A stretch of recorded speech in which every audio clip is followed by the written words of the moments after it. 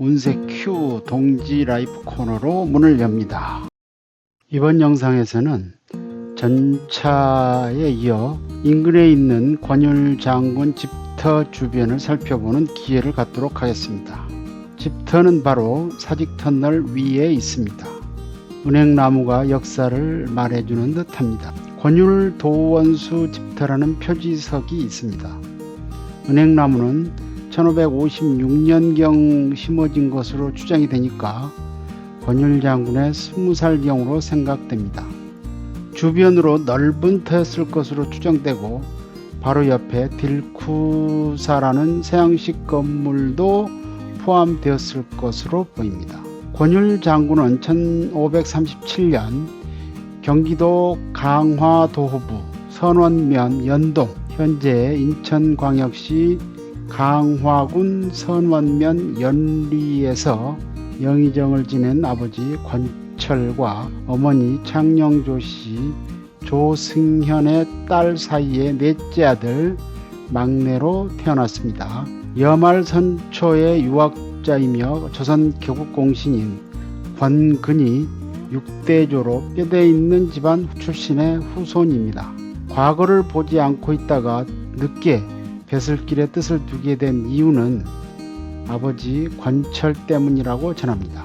아버지 권철은 죽기 직전에 막내 아들 권율을 빤히 쳐다보다가 널 내가 낳았구나 라는 말을 남기고 숨을 거두었는데 이 말에 깨달은 바가 있어 아버지의 상을 치르고 금강산에 들어가 과거급제 공부를 시작했다고 합니다. 이렇게 벼슬길에 올라 1582년 선조 15년에 식년시 문과에 병과 15위로 급제하여 승문원 정자에 제수되었으니 이때 나이가 46세였습니다. 그 후 죽은 영의정의 아들이자 현직 관료들의 친동생이라서인지 승진은 빠른 편이라 전라도 도사 종오품, 예조 정랑, 호조 정랑, 정오품, 경성 판관 등을 거쳤다고 합니다. 1591년 유성룡과 윤두수의 추천을 받은 권율은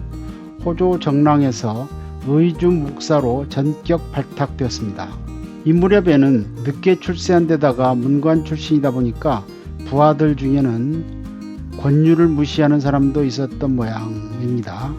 1592년 봄에 베이징에 간 역관들이 유언비어를 퍼뜨려 요동지역을 어수선하게 했다는 말이 나와서 국문하는 일이 있었는데 권율도 사건의 불똥을 맞아 파직되고 말았습니다. 그러나 4월 임진왜란이 터지자 선조는 권율이 능력이 있다는 신하들의 간언을 듣고 다시 기용해 전라도 광주 목사에 임명되면서 임지로 내려가 부임했습니다. 즉 광주 목사는 지금의 광주광역시장은 아니고 대략 해방 후 전남도청 소재지 시절의 광주시장 정도로 보면 될 듯합니다. 이때 일본군이 경상도를 유린하고 북상하자 전라도 순찰사 이광, 방어사 곽경 등을 필두로 삼도 근왕군 5 내지 8만 명을 모집하여 한양으로 북상했습니다. 이때 권율은 방어사 곽경의 중위장 자격으로 함께 북상했습니다.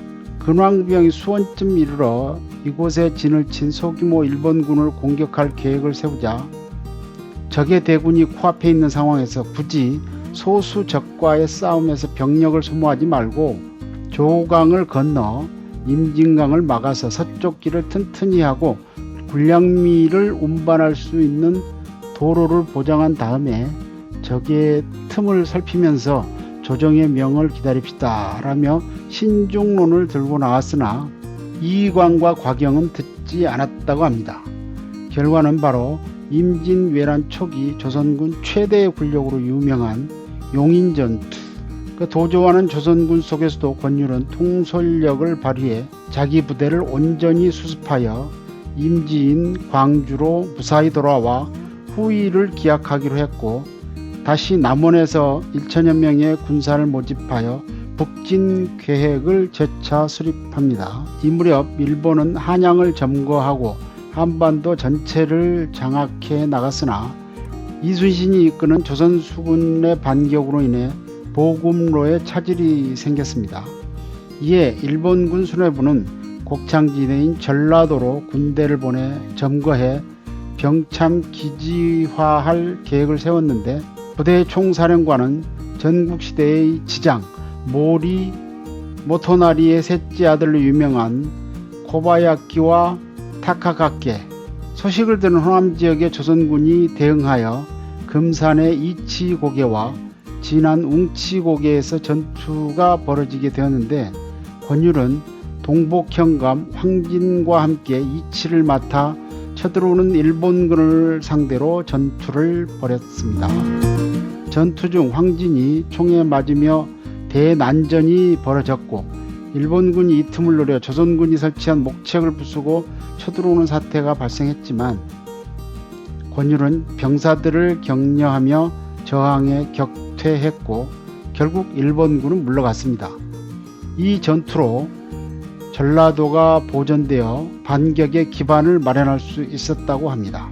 조선 팔도가 전부 전쟁터가 된 상황에서 전라도만 무사했으니 조선 조정에서 전략적으로 운영할 수 있는 군단급 병력은 사실 전라도 병력뿐이었습니다.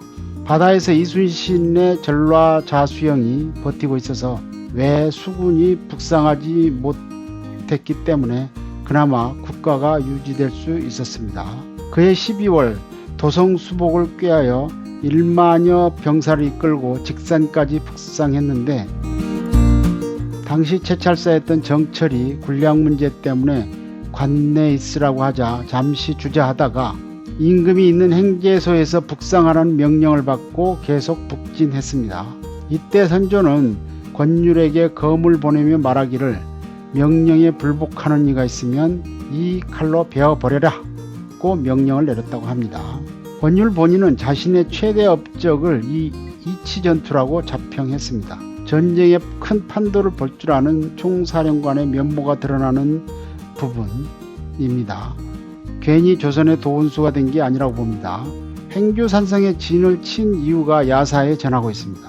행군하여 양천 강변 지금의 김포 쪽에 이르니 한 나그네가 떨어진 도포를 입고 발을 저는 나귀를 타고 그대로 군전을 지나니 옆에 있던 군사가 이를 막지 못해 마침내 시끄러워지자 공이 까닭을 묻자 자칭 인천의 촌학구인 나그네가 원컨대 장군을 보고 일을 아뢰겠다고 한다는지라 이에 공이 불러서 묻자 대답하기를 한 가지 어리석은 소견이 있어서 송구한 무릅쓰고 와서 아뢰는 바이오니 공께서 즐겨 받아들이시겠습니까? 했다고 합니다. 공이 말하기를 무슨 일이냐 하자 나그네는 말하기를 용병의 돈은 지리를 얻는 것이 귀한 것인데 하나의 높은 언덕이 있어 군사를 주도할 만하니 이는 곧 이른바 구지용의 구천을 감출 만한 곳입니다. 다행히 공께서는 몸소 가서 살펴서 가부를 결정하시겠습니까? 공이 이에 그 나그네와 함께 가서 그 형세를 보니 과연 진을 버리기에 합당한지라 드디어 행주로 영체를 옮긴 다음에 가만히 그 사람을 살펴보니 잘못 꾀가 있어 보였던 듯합니다. 그와 함께 이야기하다가 크게 기뻐하여 군막에서 같이 의논하였다고 합니다. 나그네가 군사들로 하여금 목책을 만들도록 지시하여 3일 만에 이루어 놓으니 출장에서 돌아온 공이 와서 기뻐했다고 합니다. 수일이 지나 날이 밝을 무렵에 외적이 물결처럼 몰려온다고 하자 공은 군중으로 하여금 움직이지 못하게 하고 높은 곳에 올라가 바라보니 본영에서 올이 떨어진 곳에 적의 무리가 이미 가득하더니 이에 곧 수만여 명의 군사가 본영을 포위하는 것이었습니다. 이때 우리 군사가 모두 죽기로 싸우니 적이 세 진으로 나누어 군사를 쉬어가면서 바꿔 나왔으나 삼합에 모두 이겼다고 합니다. 이때 적이 띠를 묶어 바람을 따라 불을 놓아 우리 목책을 불태우니 영체 안에서는 물을 대어 끄고 한편 서북쪽을 지키던 승군이 조금 물러나자 적이 크게 외치면서 어지러 들어오는 것을 공이 칼을 빼들고 싸움을 독려하자 여러 장수들이 죽음을 무릅쓰고 싸우지 않는 자가 없었다고 합니다. 적병이 크게 패하니 적의 시체가 사방에 무더기로 쌓였으며 여기에 불을 놓아 태우니 냄새가 십리밖까지 퍼져서 적이 감히 가까이 오지 못하자 우리 군사가 군자와 기계를 무수히 얻었으니 이것이 곧 행주대첩입니다. 적이 매양 행주에서 패한 것을 갚고자 하여 많은 무리를 데리고 오다가 병루가 높고 깊은 것을 바라보고 무리를 거두어 돌아갔으니 이렇게 하기를 여러 번 했다고 합니다. 어느 날 공이 나그네와 함께 한가로이 장막 안에 앉아서 병사를 논하는데 군교가 2개의 붉은 괴를 가지고 와서 바치면서 말하기를 이것이 강 위에 떠오는데 북을 지키던 군사가 주었으나 무슨 물건인지 알 수가 없어 감히 와서 드립니다 하니 공이 명하여 괴를 열고 보니 그 속에 금 등 보물이 가득한데 모두 외의 물건이었습니다. 공이 말하기를 이는 반드시 적이 물건으로 우리를 유인하는 것이다 하고 명하여 모두 군졸에게 나누어 주게 했습니다. 이때 나그네가 공에게 이르기를 다시 마땅히 떠오는 물건이 있을 것이니 미리 군교들에게 부탁하여 절대로 열어보지 말고 그대로 갖다가 바치도록 하여 혹시라도 소홀함이 없게 해야 할 것입니다 하니 공이 그 말에 의하여 온 영체 안에 일러 두었습니다. 수일이 지난 뒤에 군리가 또 2개의 큰 괴를 가지고 와서 바치면서 말하기를 이것도 역시 강 위에 떠온 것입니다 하는데 붉은 오칠과 금채색이 찬란하여 눈이 부셨다고 합니다. 이때 나그네는 즉시 쇠사슬로 2괴를 여러 번 묶고 섭을 쌓은 위에 놓고 불을 놓아 태우니 괴는 타서 재가 되고 그 속에는 2구의 시체와 2자루의 검뿐이었습니다. 이에 공이 비로소 갯 속에 검사를 감추어서 이들이 튀어나와 변을 일으키려는 간계라는 것을 알고 더욱 나그네의 선견이 있음을 탄복했다고 합니다. 이로부터 공은 더욱 그를 공경하고 소중히 여겨 잠시라도 떠나있지 못하게 하였다고 합니다. 뒤에 장차 파주산성으로 진을 옮기려 하자 나그네가 말하기를 행주의 승리가 이미 중국에까지 들리고 이름이 죽백에 드리웠으니 다시 무엇을 구하겠습니까? 모름지기 높은 보루에 앉아서 다시는 접전하지 마시오. 오래지 않아서 화의가 이루어져서 적은 스스로 물러갈 것입니다. 저의 식구가 오랫동안 소식이 막혀서 마음이 어지럽사오니 청컨대 이제 가보겠습니다 하고 만류해도 되지 않고 금백을 많이 주어도 모두 받지 않고 타고 온 절뚝거리는 나귀를 도로 타고 표현이 갔는데 끝내 마친 곳을 알지 못했다고 합니다. 이원명이 지은 동야휘집에 전해오는 내용입니다. 사실 권율은 유명세에 비해서 알려진 일화나 기록이 적은 편이라고 합니다. 이렇게 된 것은 자식들이 아버지에 대한 행장을 작성하는 풍습이 있었던 조선 사회에서 아들이 없었다는 점을 매우 결정적인 원인으로 봅니다. 권율의 자식은 첫째 부인인 창녕 조씨가 낳아서 이항복과 결혼한 딸 한 명뿐이라고 합니다. 그래서 권율에 대한 기록을 많이 남겨준 사람은 다름 아닌 사위 이항복이며 권율의 묘지명도 이항복이 썼다고 합니다. 이항복의 문집인 백사집을 보면 장인어른 권율에 대한 기록도 자주 볼 수 있습니다.